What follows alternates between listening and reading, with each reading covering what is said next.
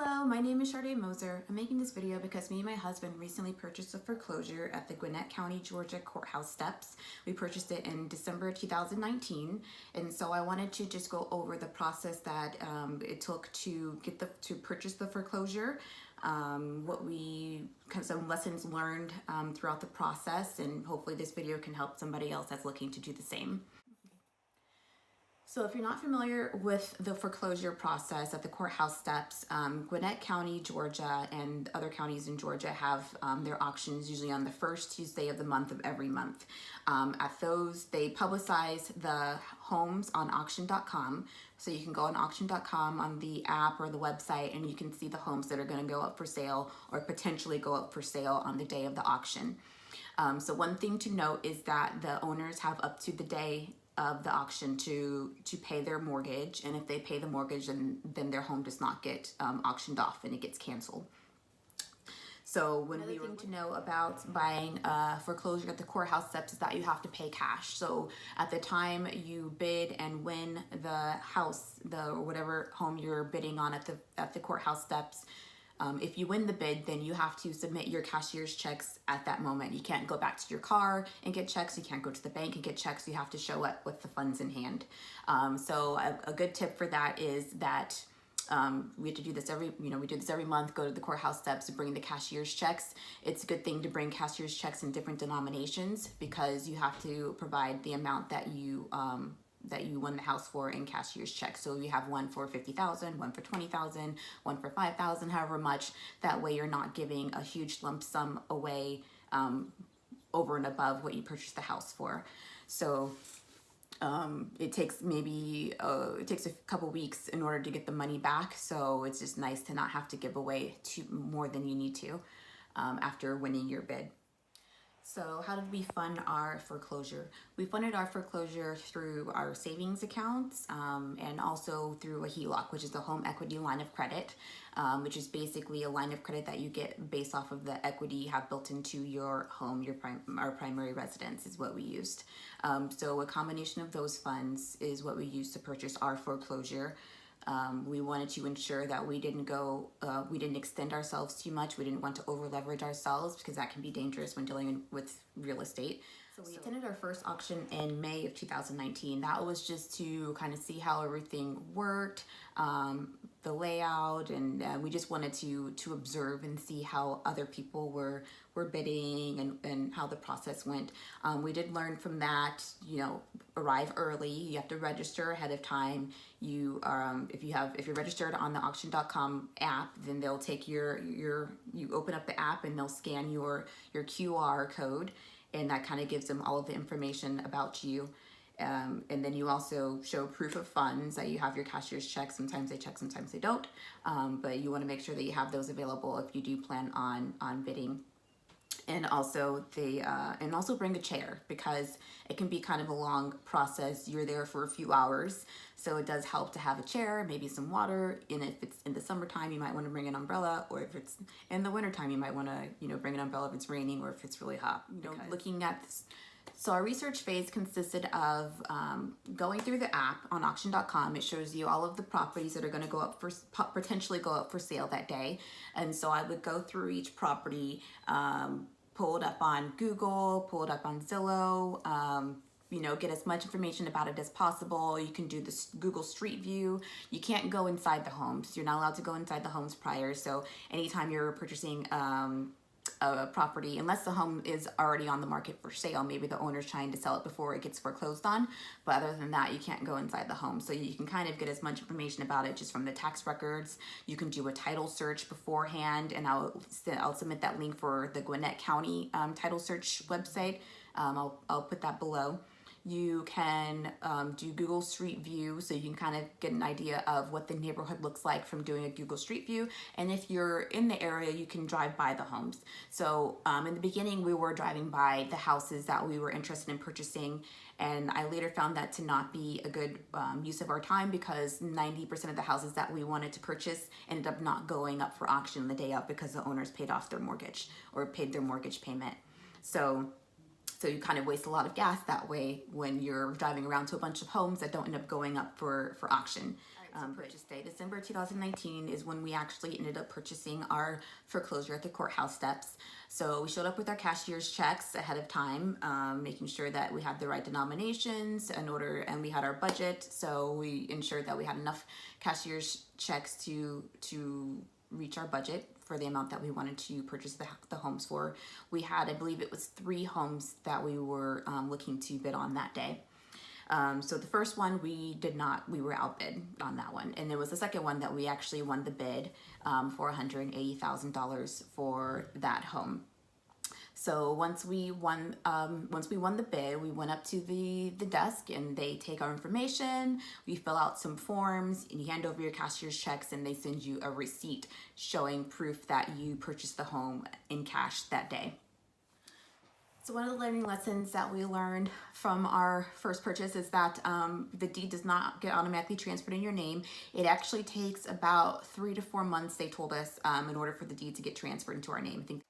Another thing to note also is that since the house is not under a mortgage, because you do have to pay cash for it, you do need to ensure that you reach out to insurance company the day you purchase the home to insure your home, to make sure your house has insurance. So once we finalized the process of turning over the cashier's checks, receiving our proof of payment, or our proof that we purchased the home in cash, we decided to then drive by, because we had not actually seen the house beforehand, because remember I told you we stopped driving by homes beforehand and just, did a kind of Google search and title search and things like that.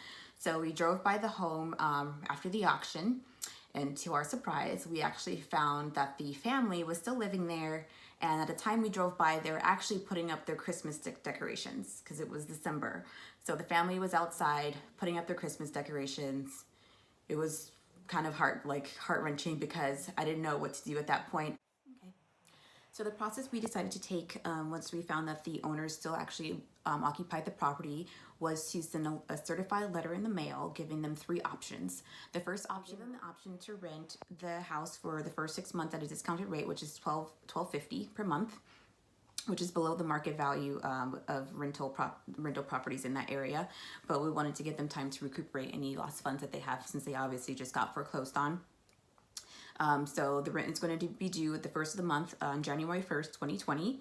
And if they did not pay on the first of the month, then we would proceed with the formal eviction process.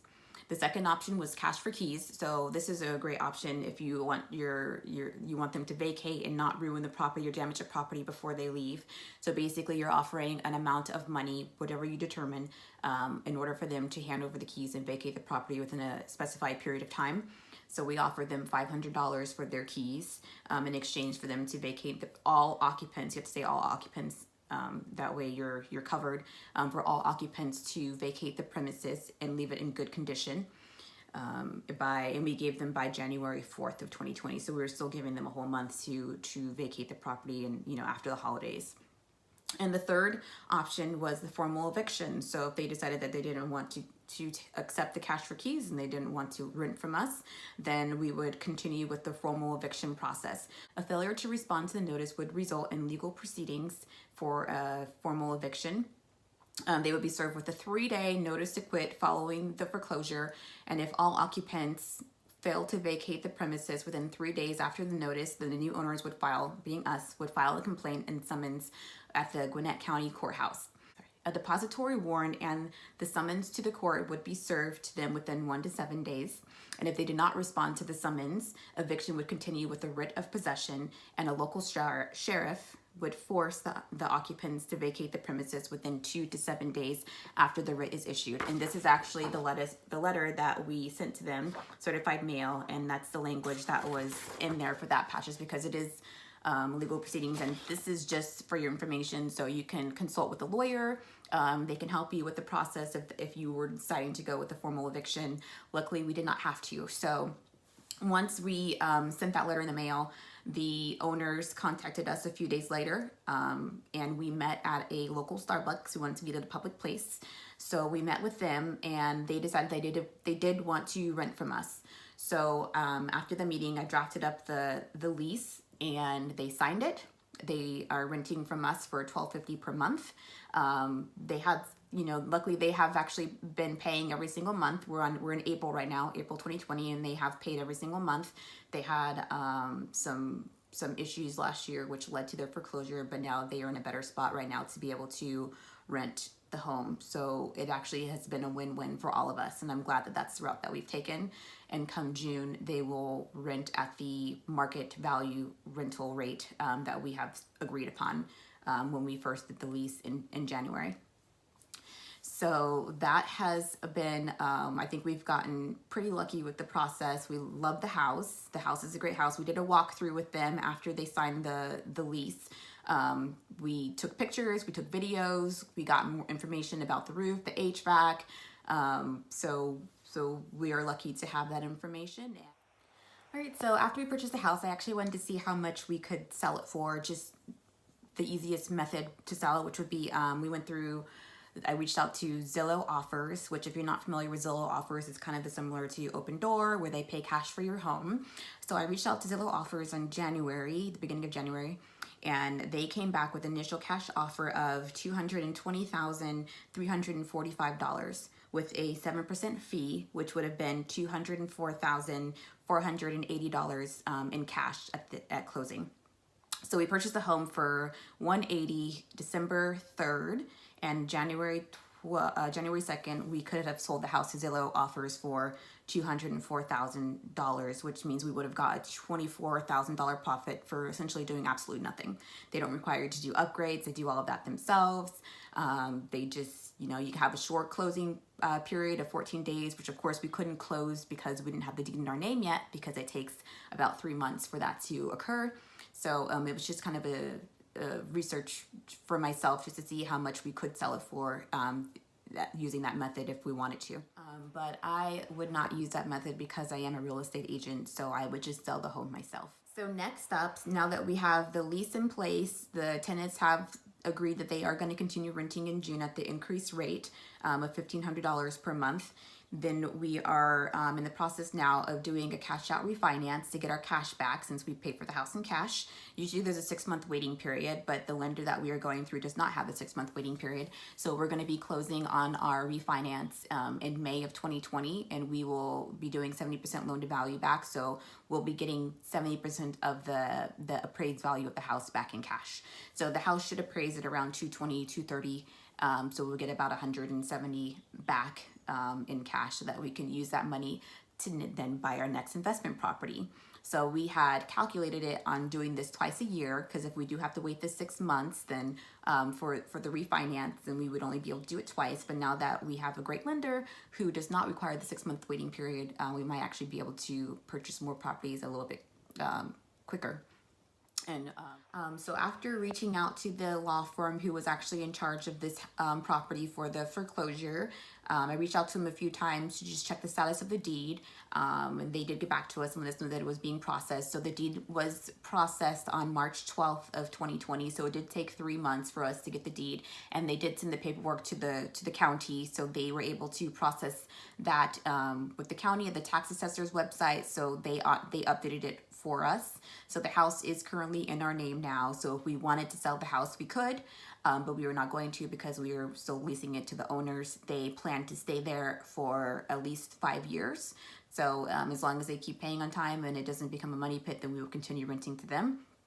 And so it will just be a win-win for all of us, really. So I think we got really lucky with this purchase, and I'm looking forward to our next investment property, which I think we might go through the MLS for the next one, or we might go to the courthouse. It just depends on the situation. We keep all of our options open. But if you do have any questions about the process, feel free to reach out to me anytime. If you need an agent to help you find an investment property, I'd love to help you out. I do have a passion for rental properties. We currently have now 3 properties that are rental properties, plus our primary residence. So just if you have any questions, let me know. So we will continue our journey with purchasing rental properties. I don't know if I'll be making more videos, but if you are interested in hearing more about our journey and this process of the cash out refinance, or if you have any questions, please hit the subscribe button and I will think about doing more videos and providing more information about it. I would love to help anybody that needs help through this process. So just reach out to me. Thank you for watching my video. Have a good day.